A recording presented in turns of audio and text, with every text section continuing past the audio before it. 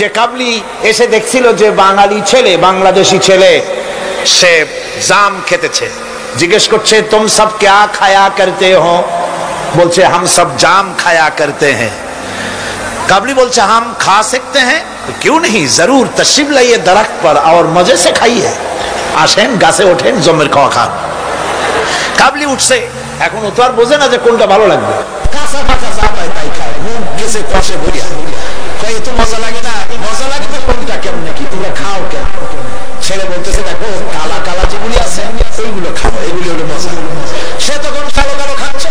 ওই কালো তার উপরে বসা ছিল কালো ভ্রমর। আপনারা কি গো, আপনারা কি গো? ভ্রমর, এই ভ্রমর বসা আছে। কাবলি তো আর বোঝে বোঝে নাই, ভ্রমরা শুদ্ধা ধরছে। কাবলির হাতের মধ্যে ভ্রমর পড়ছে। এখন কাবলির হাত তো বোঝেন সাগর কলার মতো আঙ্গুল, ওর ভিতরে ভ্রমর পড়ে ভোঁ ভোঁ করছে। काबली बोलছে भों करो भां करो छोड़ेगा नहीं, काले काले जितने पाएंगे सब खा छोड़ेंगे। কালো পাইলি হইছে। সুতরাং বিনীত ভাবে চট্টগ্রামের তাফসীরের কোরআন মাহফিলের পক্ষ থেকে গোটা দেশবাসীকে আহ্বান জানাই, আলেম ওলামাদের প্রতি বলি, আপনাদের পায়ে ধরি, ওলামা হযরত পীর সাহেব কেবলারা আপনাদের পায়ে ধরি, আল্লাহর রাস্তায় ঐক্যবদ্ধ হন, ইসলামী আন্দোলনের বিরুদ্ধে ফতোয়া দিবেন না।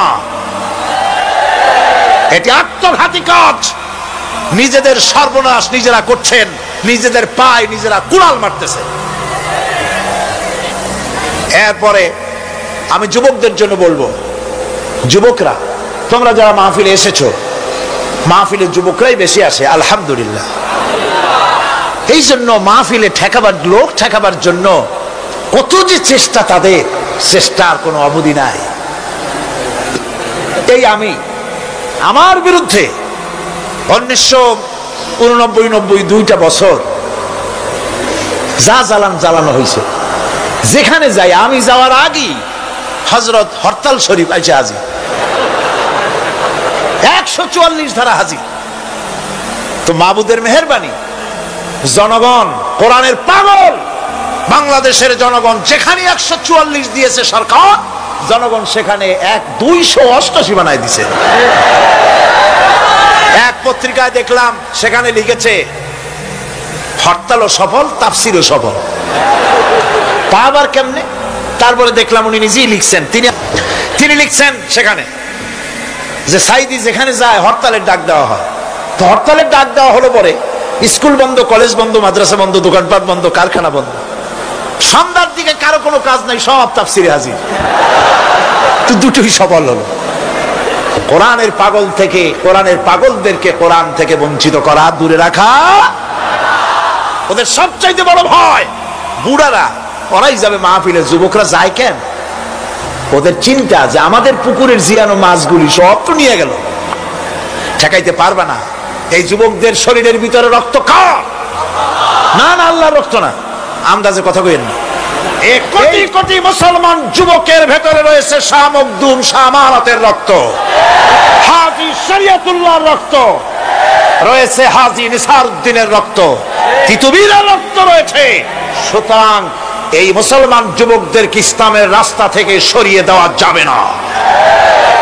যুবকদের বলি, আল্লাহর দ্বীন কায়েমের জন্য ঐক্যবদ্ধ হতে হবে। বাংলাদেশ আল্লাহর জমিন, কোরআনের আইন এখানে প্রতিষ্ঠার জন্য যুবকদের বলি, ইসলাম শেখো, কোরআন শেখো, চরিত্র বানাও। when character is lost everything is lost। চরিত্রই যখন হারাবে তখন তোমার কাছে হারাবার মতো আর কোনো জিনিস বাকি থাকবে না। চরিত্রকে বলবৎ রাখবে। চরিত্র হলো সবচাইতে, মানুষ হওয়ার জন্য চরিত্র শ্রেষ্ঠ জিনিস। এই চরিত্রকে তোমরা হেফাজত করবে, 5 ওয়াক্ত নামাজ পড়বে, ওয়াকুনু মা'আস সাদিকিন, সত্যবাদীদের সাথে থাকবে। যারা ইসলামের আন্দোলন করে তাদের সাথী হও, তাদের কর্মী হও। আল্লাহ রাব্বুল আলামিন তোমাদেরকে যুগের খালিদ বিন ওলীদ আল্লাহ বানায় দিবেন। আমি তো বিশ্বাস করি এই যুবকদের হাতেই ইসলামের পতাকা উড়বে বাংলাদেশে ইনশাআল্লাহ। নবীজি বলেছেন, কিয়ামতের দিন যেদিন কোনো ছায়া থাকবে না, আল্লাহর আরশ ব্যতীত আরশের ছায়া ছাড়া কোনো ছায়া থাকবে না, ওই দিন আরশের নিচে 7 শ্রেণীর লোকেরা জায়গা পাবে। ওর ভিতরে হবে এক শ্রেণী হবে ওয়াশাবুন নাশা ফি ইবাদাতিল্লাহ, ওই সব যুবক যারা রাত কাটিয়েছে আল্লাহর ইবাদত করে, চোখের পানি ফেলেছে, তাদের জন্য জান্নাত যুবকদের জন্য। আমি আগেও বলেছি, বুড়োরা কেউ ভেস্তে যাবে না, চিন্তা করে কোনো লাভ নাই। কালো মানুষ আর বুড়া মানুষ ভেস্তে যাবে না, কোন মৌলভী সাহেবের ফতোয়া নয়, স্বয়ং রাসূলুল্লাহ বলছেন। এখন তো বুড়া মানুষেরা মহা মুসিবতে পড়ছেন, আমিও আপনাদের দলে, চিন্তার কারণ নাই। রাসূলুল্লাহ বলেছেন, বুড়া কালো মানুষ কান্দো না, কান্দার কোনো দরকার নাই। তুমি যখন ভেস্তে যাবে তুমি বুড়া থাকবে না, আল্লাহ জওয়ান বানাই দিবেন। কালো মানুষ কালো থাকবে না, জান্নাতে যাওয়ার সময় আল্লাহ পাক পূর্ণিমার চাঁদের চাইতেও সুন্দর বানাই দিবেন। সুতরাং যুবকেরা, বেহেশত তোমাদের জন্য, এই বেহেশতের জন্য তৈরি হও, জান্নাতে যাওয়ার জন্য তৈরি হও। এই দুনিয়ার নারী বাড়ি গাড়ি তুচ্ছ আল্লাহর জান্নাতের সামনে। সাহাবায়ে কেরাম জীবন দিয়েছেন জান্নাতের আশায়। সেই জান্নাতের আশা, জাহান্নামের ভয় আর জান্নাতে যাওয়ার লোভ প্রত্যেকটি যুবকের রক্তের ফোঁটায় ফোঁটায় আল্লাহ ঢুকাই দিক। যুবতী মেয়েদেরকে বলবো, ছাত্রী যারা এসেছেন মহিলাদের মধ্যে, এদেশে ইসলামী ছাত্রী সংস্থা নামে একটি সংস্থা আছে, মেয়েদেরকে দ্বীন শিখায় তারা।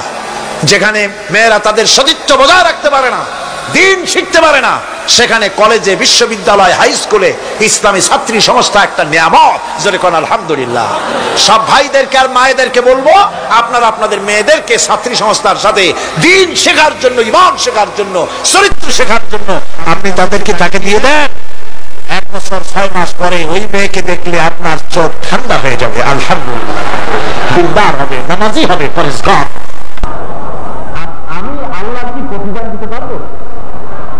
এই কথাকে চিন্তা করলে তার মতো বেকুবকে দুনিয়া আছে? আল্লাহর কি প্রতিদান আপনি দিবেন? আল্লাহ কিচ্ছু চায় না, কিচ্ছু চান না, শুধু বলেন সিজদাতে আর বল আলহামদুলিল্লাহ, সুবহানাল্লাহ। এত মজার খানা খায়, খাইতে মাশাআল্লাহ পেটটা তরমুজ, এমন খাওয়া খায় পেটে তিন মারা যায়, তারপরও আলহামদুলিল্লাহ হয়। খাবারটা কেমন হয়েছে? কমপ্লিট না, মতো খাওয়াবে, খাইতে মজা হয়েছে, বলো সুবহানাল্লাহ, আলহামদুলিল্লাহ, এটা বলো, আল্লাহ খুশি হবে। আল্লাহ তো কষ্ট চান। এই যে বাতাস, আপনারা এখানে বসে বসে মুক্ত বায়ু সেবন করছেন, ঠিক না? মুক্ত বায়ু সেবন করছেন না?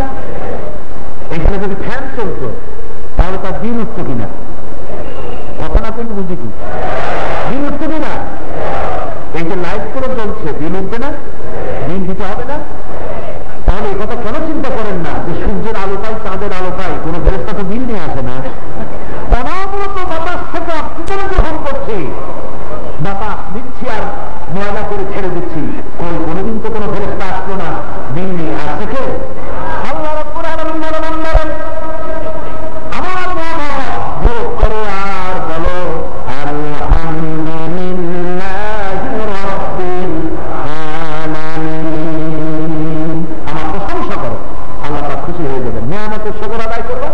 লাইন শাকারতুম লাযিদান্নাকুম ওয়া লাইন কাফারতুম ইন্না আযাবি লাশাদীদ। আমার নিয়ামতের শুকর আদায় করো, নিয়ামত আরো বাড়ায় দেব। আর যদি কৃতজ্ঞ শুকর যদি আদায় না করো, নষ্ট বড় শাস্তি তোমাদের জন্য রয়েছে। শাস্তি হবে। নিয়ামতের শুকর আদায় করো, শুকর আদায় করতে হবে। আলহামদুলিল্লাহি রাব্বিল আলামিন। আল্লাহ দিলায় আরো কিছু প্রশংসা আছে তোমার সে আল্লাহ।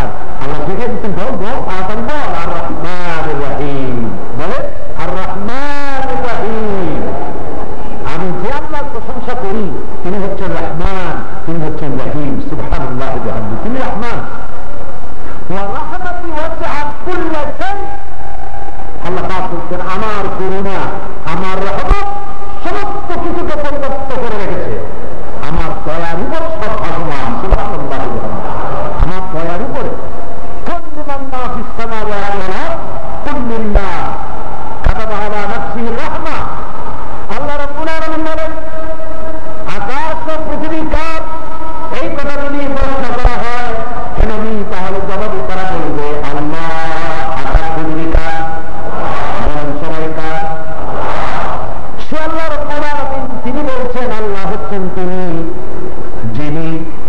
সৃষ্টি জগতের উপরে করুণা করা, দয়া করা নিজের জন্য তিনি প্রয়োজনীয় করে নিয়েছেন। আল্লাহ তার নিজের জন্য প্রাণী জগতের উপরে দয়া করা, সৃষ্টির উপরে দয়া করা প্রয়োজন করে নিয়েছেন। সৃষ্টির জন্য প্রাণী প্রয়োজন। আপনারা কি বিরক্ত হচ্ছেন? সৃষ্টির জন্য কি প্রয়োজন বলুন? এই পৃথিবীতে মানুষের জন্য সব থেকে কি প্রয়োজন? খাদ্য না খেয়ে 3 দিন 4 দিন 5 দিন 7 দিনও বাঁচা যেতে পারে, কিন্তু পানি না হলেও, সময় মতো পানি না হলে মুহূর্তেও বাঁচা যায় না। ঠিক সেই জন্য পৃথিবী 6 লাখ পানি।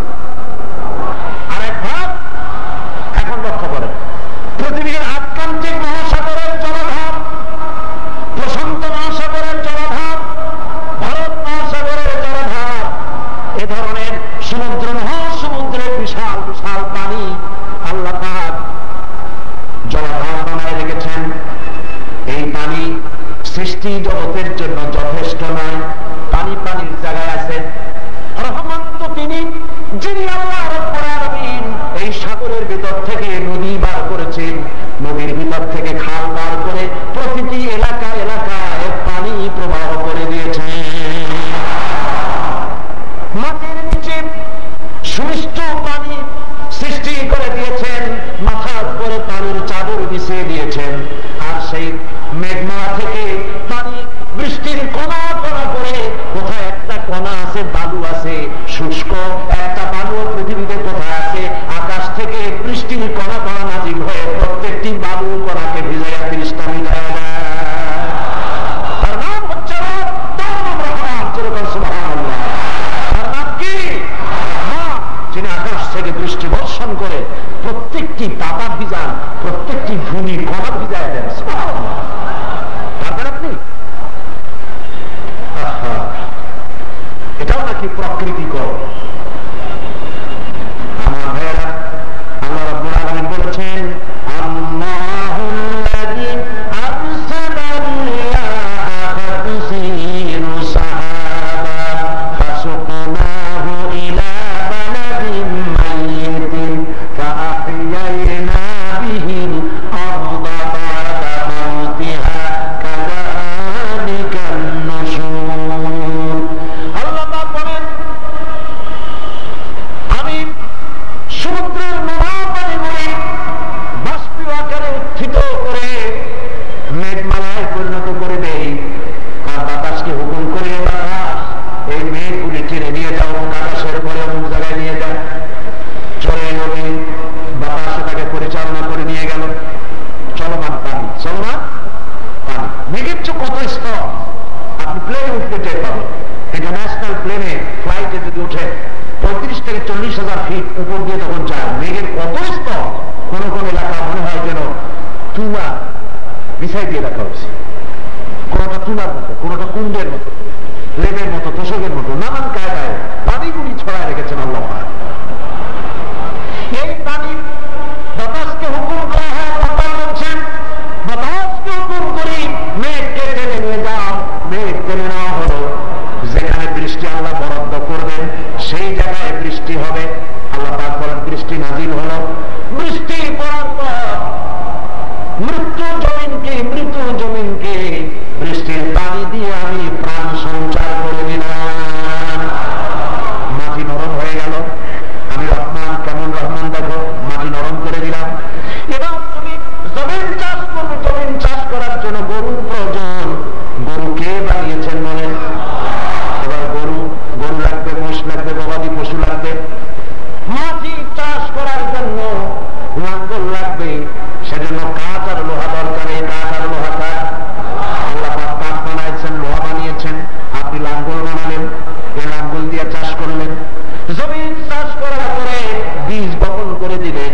আল্লাহ পাক বলেন, সেই বীজগুলি মাথা অঙ্কুরিত হলো, 2টি পাতা বেরিয়ে আসলো।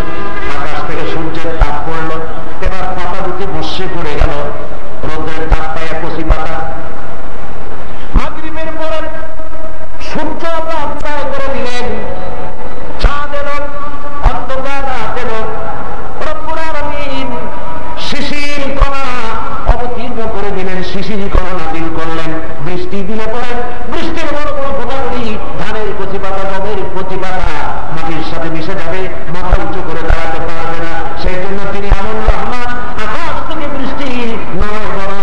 শিশিরের কণা কণা শিশির দিয়ে মুছে যাওয়া পাতাটাকে সারা রাত যত্ন করে সকালবেলা খাড়া করে দিলেন।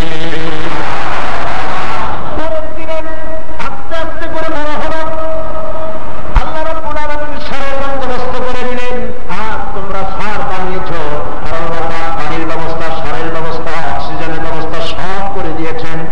এরপরে আকাশ থেকে বৃষ্টি হলো, সার হলো, জমির ফসল বাড়লো, ধান তৈরি হলো, ধান হা করে থাকলো, ভিতরে শিশিরের কণা গেল, রহমতের পানি গেল, ধানের মুখ বন্ধ হয়ে গেল, ভিতরে চাউল তৈরি হলো, মুখ বন্ধ হয়ে গেল। এবার ফসলে মাঠ ভরে গেল। মাঠ ভরে ফসল দেখে নাফরমান বান্দা যারা তারা বলে এবার খুব ভালো ফসল হয়েছে, এবার ক্রেতার যাত্রার গুণাগার বিবির গান এর ব্যবস্থা করা হবে। গাছে কাঁঠাল, গোপেতে আল্লাহ পাক বলেন আমি যদি ইচ্ছে করি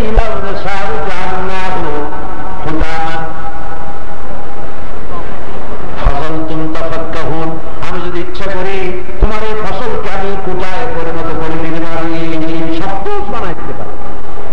তুমি তখন কি করবা? যদি জমিনের ফসল ধান থাকবে কিন্তু ভিতরে চাউল নেই, হয় না এরকম? এখানে কি করে চিটা, সব যদি আমি চিটা বানাই, তুমি কি করবা? অনুসন্ধান করবা, কি করবা?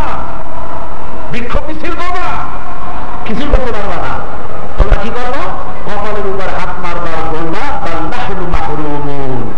আমরা মাহরুম হয়ে গেলাম, বঞ্চিত হয়ে গেলাম, এই কথা বলা ছাড়া আল্লাহ বিরুদ্ধে কিছু করতে পারে না। তোমাকে চলে যাচ্ছে, মাঝখানে কোন পারমিশন নাই, নোনা পানি আর বৃষ্টি পানি তার সীমারেখা রক্ষা করে চলছে। কার হুকুমে? বলেন কার হুকুম? আল্লাহ রাব্বুল আলামিনের হুকুম। আপনি বলতে পারেন এখন এই পানিটা কি জন্য না পানির মধ্যে? আল্লাহর নাম রব, তার নাম রহমান। সমুদ্রের নাবিকেরা রিজার্ভ ট্যাঙ্কের পানি যদি ঘুরায় যায় আর সমুদ্রের জলচর প্রাণীর যদি বৃষ্টি পানির প্রয়োজন হয়, তাহলে আল্লাহর সৃষ্টি পানির অভাবে মরে যাবে নাকি? সেজন্য রব্বুল আলামিন নোনা মহাসমুদ্রের ভিতরে বৃষ্টি পানির দরিয়া চালু করেছে। বুঝবে কারা?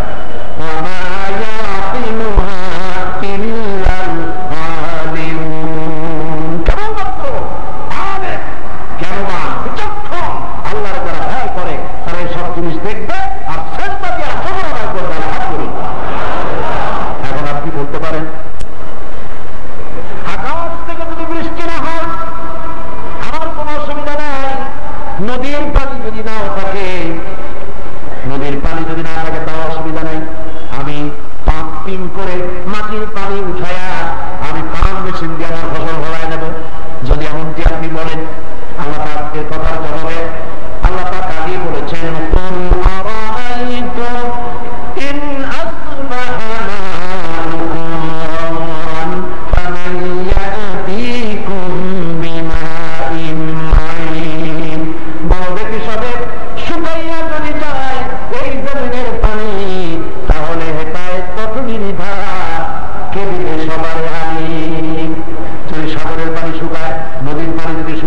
মাটির তলার পানি যদি শুকায় আমার বান্দা, তাহলে বলো তোমার এই শুকনা নদীতে আবার কে জলের পান এনে দিতে পারে? কেউ সুতরাং তিনি হচ্ছে আল্লাহ, তিনি মানুষের এই সমস্ত প্রয়োজন মিটাই দিচ্ছেন। আপনাকে যত গ্রিন হয় তত বেশি বর্ষা হয়। গাছপালা আল্লাহ পাক তৈরি করেন, এই গাছপালা একদিকে আল্লাহ পাক বৃষ্টি দিচ্ছেন, ফসল ফলাচ্ছেন, গাছ তৈরি করছেন। গাছ হচ্ছে মানুষের বন্ধু। গাছগুলি কি? গাছগুলি কি? মানুষের বন্ধু। এই গাছ সৃষ্টি হচ্ছে, আল্লাহ পাক বলছেন এই সমস্ত সৃষ্টি তুমি দেখো, এই সৃষ্টিগুলি দেখো, আর সেই সাথে তুমি আমার শুকরিয়া আদায় করো। আমার নিয়ামত গুণে শেষ করতে পারবে না।